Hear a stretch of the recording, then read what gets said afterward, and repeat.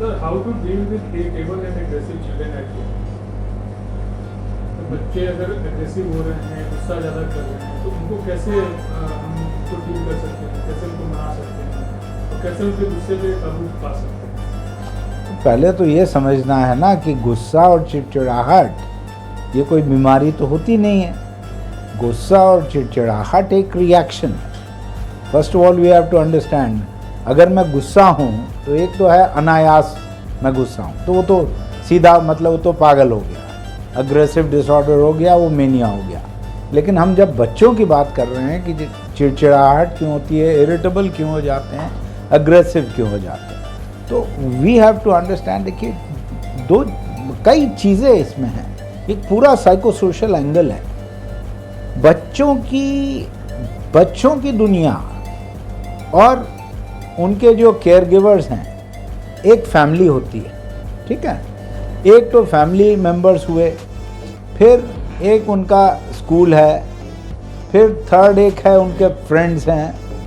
अब पर्यावरण, environment, what is the environment in the home, what is the environment in the school, and how are they dealing with their friends, ठीक है।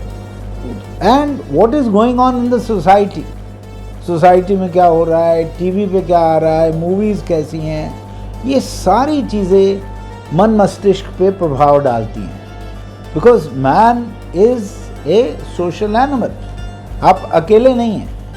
तो बच्चों में irritability क्यों होती है? अब आप स्टार्ट फ्रॉम फैमिली, फैमिली उनका पहला घर है। अब मदर फादर और बच्चों में, तो मदर फादर और बच्चों में समन्वय होना चाहिए, एक आपसी रिश्ता होना चाहिए, भावनात्मक लगाव होना चाहिए, एक अंडरस्टैंडिंग होनी चाहिए। अगर ये सब चीज़ें हैं तो फिर कोई प्रॉब्लम नहीं है, ठीक है। बच्चे ने कुछ भी मांगा तो आपने उसको बता दिया, अंडरस्टैंडिंग हुई, शांति हुई। क्रोध आ रहा है, चिड़चिड़ाहट आ रही है, यानी कहीं ना कहीं इन दोनों में दूरी आ गई है। अब घर में पेरेंट्स और बच्चे, अब ये भी हम लोग कहते हैं कि बच्चों को पेरेंट्स टाइम दें, ठीक है। ये भी बहुत अच्छा सुनने में आता है कि भाई आप समय देंगे तो बच्चा आपकी बातें सुनेगा, समझेगा। आज की कहानी ही बिल्कुल डिफरेंट है। आज अगर आपने कोविड में देखा कि हम लोग जब ये पहले बोलते थे कि भाई सब लोग साथ में रहें, सब लोग जब साथ में रहने लगे तो डोमेस्टिक वायलेंस के केसेस बढ़ गए, घटे नहीं। और ये देखा गया सब लोग अपना घर से भागना चाहते हैं। जो बच्चे हैं, बच्चों का पेरेंट्स का ज़्यादा समय मिल गया, ना पेरेंट्स को अपना व्यवसाय करना है, ना बच्चे अपने फ्रेंड्स के पास जा पा रहे हैं। लेकिन क्या हुआ? क्या आपको कोहेजन दिखा? क्या उस वक्त देखा कि इरिटेबिलिटी कम हो गई? क्या देखा कि एग्रेशन कम हो गया? नो। क्यों? क्योंकि ये दोनों रह तो रहे हैं एक छत पे, एक छत के नीचे रह रहे हैं ज़रूर, लेकिन एक दुनिया में रह रहा है, एक दूसरी दुनिया में रह रहा है। दोनों में कम्युनिकेशन है ही नहीं। मदर फादर यानी पेरेंट्स और बच्चे एक वर्चुअल वर्ल्ड में रह रहे हैं और मदर फादर एक रियल वर्ल्ड में जी रहे हैं। जो एक आजकल कहते हैं ना रियल प्लेटफॉर्म, और एक होता है वर्चुअल प्लेटफॉर्म। तो बच्चों का सबसे ज़्यादा अगर आप देखिए तो वो वर्चुअल प्लेटफॉर्म में है, वो रियल प्लेटफॉर्म पे है ही नहीं। पेरेंट्स को जब आप देखिए, पेरेंट्स जब देखते हैं तो वो कहते हैं अरे फेसबुक कर रहा है, यूट्यूब कर रहा है, टाइम वेस्ट कर रहा है। वो क्यों है? अब जब ये कहा कि अरे ये वेस्टेज ऑफ टाइम है, तो यानी आप ये कह रहे हैं कि यूट्यूब बेकार है, आप ये कह रहे हैं कि गूगल सर्च बेकार है। तो ये कहाँ संभव है कि सब चीज़ एकदम से बेकार है? हाँ, कैसे हम लोग यूज़ करते हैं उस पर डिपेंड करता है। लेकिन जब पेरेंट्स एक ऐसा ब्लैंकेट स्टेटमेंट जब बोल देते हैं, अरे ये सब बेकार है, बकवास है, टाइम वेस्ट है।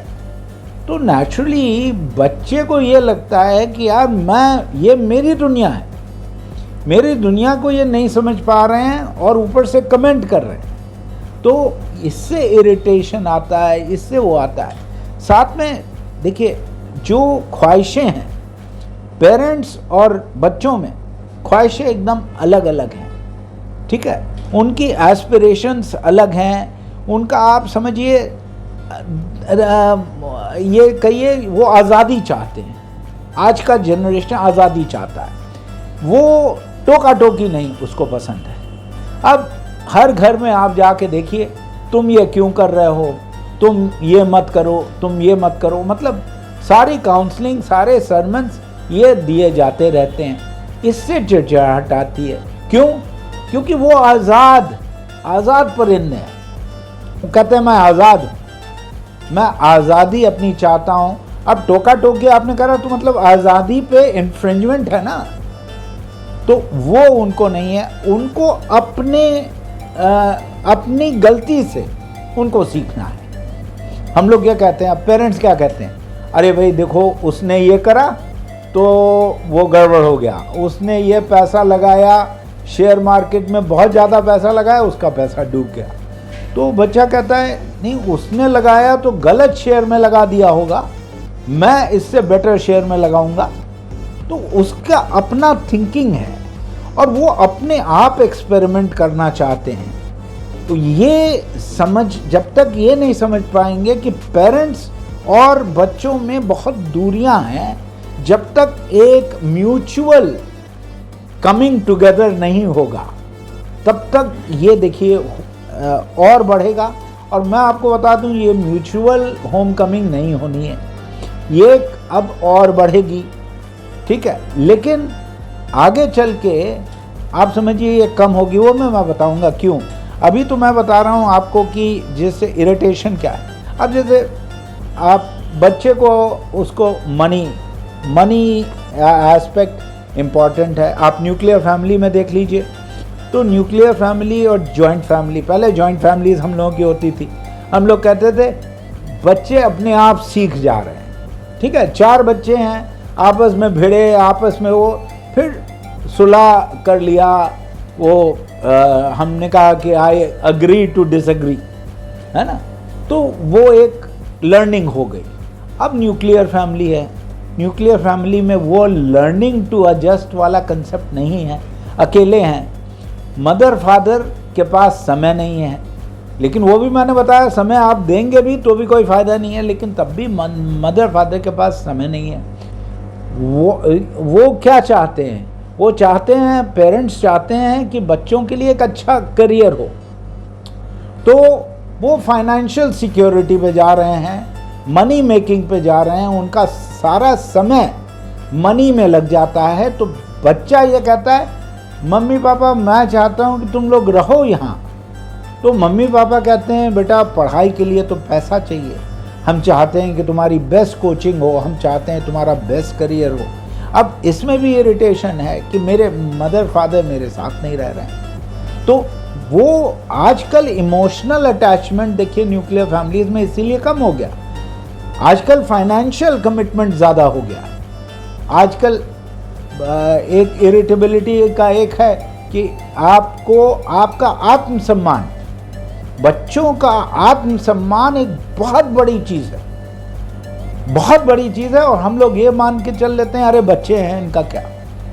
आदमी कहता है अरे ये मुझे कैसे कह दिया। आदमी पेरेंट्स से ये एक्सपेक्ट करता है कि वो भी उसका आत्मसम्मान देखे। अब पेरेंट्स ये कहते हैं अरे तो बच्चा अपना ही है। तो बच्चे जो गलती कर रहे हैं उनको आपको थोड़ा ये सब समझाना है। अगर उनको ये लगता है कि मम्मी पापा मेरे पास समय नहीं लगा रहे हैं, तो क्या आप करें, आप उनको समझाइए कि भाई देखिए फाइनेंशियल कमिटमेंट है इसलिए बेटा वहाँ जाना पड़ रहा है, हम तो चाहते ही हैं रहो। ये अंडरस्टैंडिंग बन जाएगी। लेकिन ये अंडरस्टैंडिंग ये फैमिली में एटमॉस्फेयर नहीं है, क्योंकि मदर फादर भी अपना जब थक हार के आ गए तो उनको बस डिनर करके उनको सोना है, अगले दिन फिर जाना है। अब आप लीजिए स्कूल, स्कूल में भी तो एक सीख वाली बात होती है ना।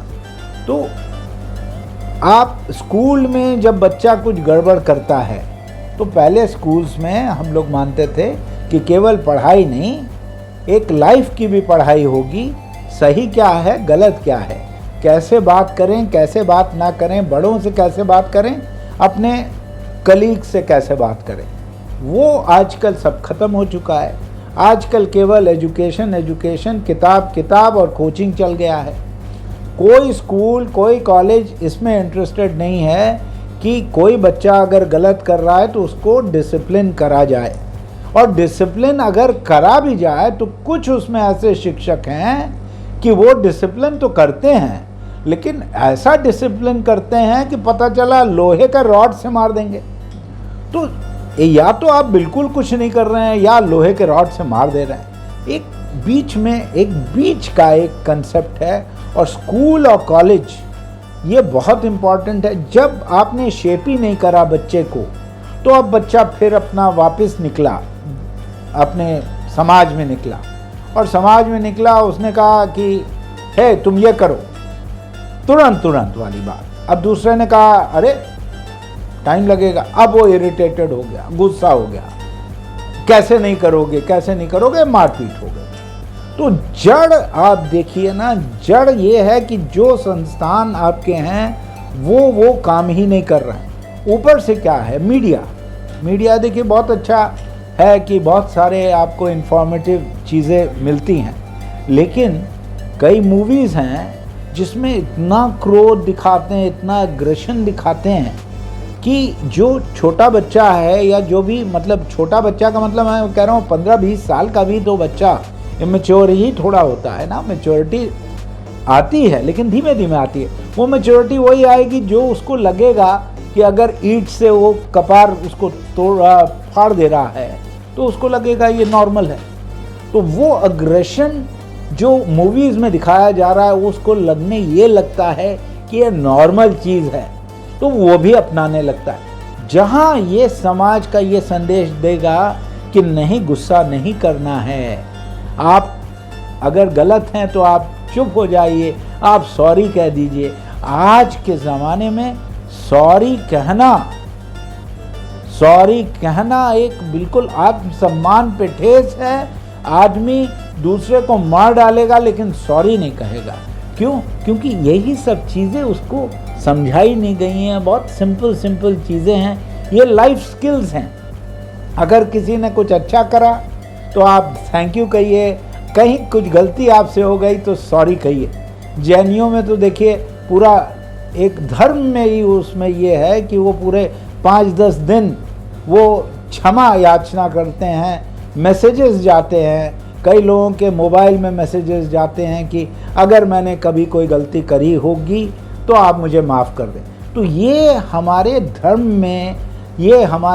में हो ना हो, ये हमारे स्कूल्स में होना चाहिए, हमारे फैमिलीज़ में होना चाहिए। तब जाके ये इरिटेशन और ये एग्रेशन ये कम होगा। साथ में देखिए रिलेशनशिप, कहाँ से क्रोध कम होगा, कहाँ से इरिटेशन नहीं होगा। आजकल रिश्ते, चाहे बॉय एंड गर्ल का रिश्ता, तो एकदम ओपन सोसाइटी है। देखिए एक ज़माना था जिसमें आजकल के बच्चे नहीं जानते हैं कि मोबाइल ही नहीं होता था, तो पीसीओ पे बात होती थी। उसमें लड़का लड़की को अगर मिलना होता था तो छुप के पीसीओ में कहीं कोई सुन ना रहा हो, और फिर अपना बोल देता था कि अब दोबारा तो हम पीसीओ पे आ नहीं पाएंगे, 8 बजे फलानी जगह मिलो। अब बस हो गया। अब उसके बाद मम्मी पापा ने कुछ कर दिया तो ये 8 बजे नहीं पहुंच पाए और ये कुछ उसको अपॉलॉजी भी नहीं दे पाए। आज सब चेंज हो गया है। मोबाइल हाथ में है, 8 बजे मिलो, 8 बजे मिलोगे, 7:45 बजे मम्मी पापा ने रोक लिया, हाँ 8:30 बजे मिलना, मैसेज हो गया, सब कुछ हो गया। ओपन सोसाइटी अच्छी बात है, हेल्दी रिलेशनशिप्स बननी चाहिए, लेकिन ओपन सोसाइटी बहुत अच्छी। I am in favour of open society. मैं अमेरिका में रहा हूँ 8 साल। ओपन सोसाइटी बहुत अच्छा। लड़का लड़की का क्या, फिर कोई दिक्कत नहीं।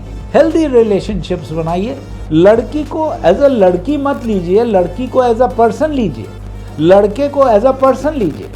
केवल आप सेक्सुअल कंटेंट लेंगे, केवल सेक्सुअल रिलेशनशिप तक भी है, तो ये बहुत ट्यूबुलर, बहुत नैरो माइंडेड मेंटालिटी रहेगी। They can be good friends, लेकिन देखिए इमेच्योरिटी आजकल क्या है, फट फट बॉयफ्रेंड बना, फट फट गर्लफ्रेंड बना, ठीक है। अब ये जो फट फट एकदम से जब बनेगा, तो आप जो पराठा कभी देखे हो बनते हुए, तो तवे पे, गरम तवे पे डाल दीजिए पराठा और तड़ाक से निकाल लीजिए, तो ऊपर से तो लगेगा कि सिक गया, ठीक है, दोनों तरफ आप उसको वो कर दीजिए, एकदम लगेगा ऊपर से सिके। आप जब खाएंगे तो अंदर से कच्चा होगा, और यही आजकल रिश्तों में हो रहा है, कच्चे कच्चे रिश्ते बन रहे हैं, और जब खाने पे आए तब पता चला कि कच्चा है। और उसके पहले तो इतना माहौल हो गया, इतना प्रेशर रहता है, इतना प्रेशर रहता है कि रात के 2 बजे अगर फ़ोन आ गया और फ़ोन नहीं उठा तो आपने बहुत अनर्थ कर दिया, बहुत पाप कर दिया। ऐसी स्थिति में, इतने प्रेशर्ड रिलेशनशिप में क्या ये रिलेशनशिप चलेगी? रिलेशनशिप वो होती है, ठीक है भाई, अरे नहीं फ़ोन उठा पाए, हैं, एक म्यूचुअल अंडरस्टैंडिंग हो कि नहीं, मैं अगर उठा पाता तो मैं ज़रूर उठाता। मतलब आदमी अगर पूछे कि भाई उसने फ़ोन नहीं तुम्हारा उठाया, नहीं ज़रूर कोई बात हुई होगी, फ़ोन मैं करती हूँ तो उठा लेता है, या मैं फ़ोन कर लेता हूँ तो उठा लेता है। लेकिन आज वो नहीं। एक युवक, पता चला एक युवक ने बोला एक लड़की को कि हम होटल में तुम्हें 7 बजे मिलेंगे, उनका ब्रेकअप ऑलमोस्ट होने वाला था, 7 बजे रात को मिलेंगे। पता चला 10 बजे रात को वहाँ पुलिस पहुँची और हमारे पास एक कॉल आई, हम काउंसलर थे तो हमारे पास कॉल आई कि भाई एक लड़की है यहाँ, उसको ज़रा आप देख लीजिए। मैं वहाँ पहुँचा तो मैंने पूछा, तो उसने कहा कि मैं 4 घंटे से वेट कर रही हूँ, मेरे बॉयफ्रेंड ने कहा था वो आएगा, वो आया नहीं।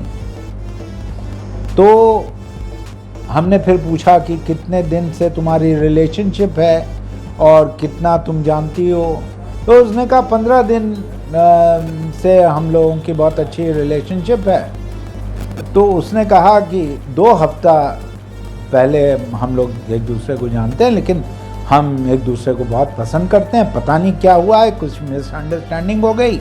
मैं पूरा मिसअंडरस्टैंडिंग को क्लियर करना चाहती हूँ, लेकिन वो आ नहीं रहा है। मैं बहुत परेशान हूँ, मैं यहाँ इसीलिए मैं वेट कर रही हूँ। तो मैंने कहा तो अब चला जाए, आप अपने हॉस्टल चलिए। नहीं, अगर वो आ जाएगा तब, क्योंकि मुझे उसको समझाना है। तो इतना प्रेशर है रिलेशनशिप्स में, और इतना डिमांडिंग रिलेशनशिप्स है। तो देखिए इतनी सारी जब होगी तो ये दिक्कतें आनी हैं।